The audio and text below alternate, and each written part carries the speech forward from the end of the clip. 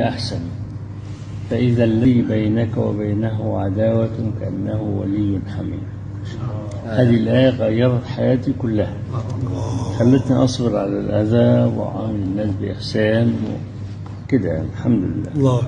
والحديث حديث أبي هريرة رضي الله عنه في مسلم، لما جاءه رجل قال: يا رسول الله، إن لي قرابة أحسن إليهم ويسيئون إلي وأحلم عنهم ويجهلون علي وأعطيهم ويمنعوني. قال: إن كنت كذلك فإنما تسفهم المل، الرماد الحار يعني، ولا يزال معك من الله ظهير عليهم ما دمت على ذلك. الله. ده الآية والحديث غيروا حياتي بالكامل. عالم يعني أكثر من أثر فيكم ابن تيمية الله. حي درستم عنده. الشيخ الألباني طبعا رحمة الله تأثرت فيه